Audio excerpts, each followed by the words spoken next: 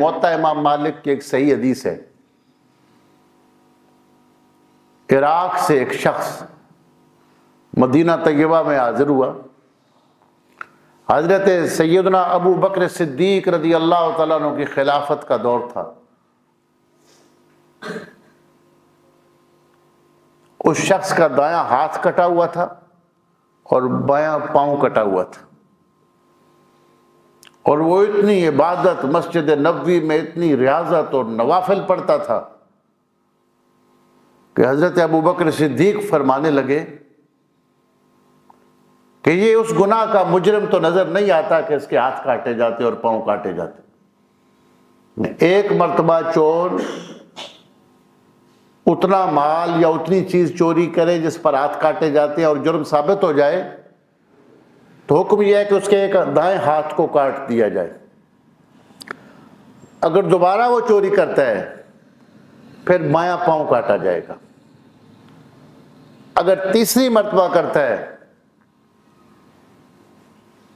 پھر بایاں بازو کاٹا جائے گا، جب چوتھی مرتبہ کرتا ہے تو پھر دایاں پاؤں کاٹا جائے گا۔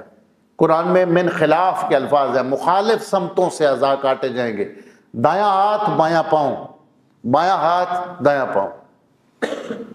اس نے کہیں 2 مرتبہ چوری کی تھی جس کی وجہ سے حد لگی تھی۔ عراق سے آیا مدینہ شریف میں، مسجد نبوی میں اتنی عبادت کرتا تھا کہ حضرت ابو بکر صدیق جیسا صاحب بصیرت بندہ بھی یہ فرماتے تھے کہ یہ مجرم نظر تو نہیں آتا ہے، کیسے اس کے ہاتھ کٹ گئے، کیسے پاؤں اس کا کٹ گیا، کیسے چور کی حد اس پہ لگ گئی، سزا مل گئی۔ انہیں دنوں میں حضرت ابو بکر صدیق کے گھر سے ان کی حرم محترم اہلیہ مائی صاحبہ حضرت اسماء بنت امیس کا ہار چوری ہو گیا۔ حضرت ابو بکر صدیق کے گھر سے ہار چوری ہو، اس کی تلاش شروع ہو گئی، اور وہ دوسرے لوگوں کے ساتھ مل کر مدینہ شریف کے گلیوں میں اور ادھر ادھر پھر کے تو تلاش کرتا تھا چور کو، وہی بندہ، اور کہتا تھا اللہ چور کو اس کے انجام تک پہنچا، چور کو تباہ کر دے۔ اب دیکھیں کچھ دنوں بعد پتہ چلا کہ اسی نے چوری کی، گواہ بھی آ گئے اور اس نے اعتراف بھی کر لیا کہ میں نے چوری کی ہے۔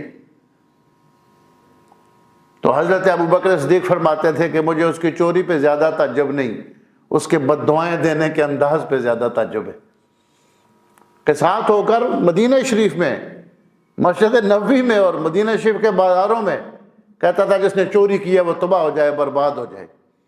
خود چوری کی ہوئی تھی۔ اسے کہتے ہیں نالے چوری نالے سینہ زوری، اور فارسی والے کہتے ہیں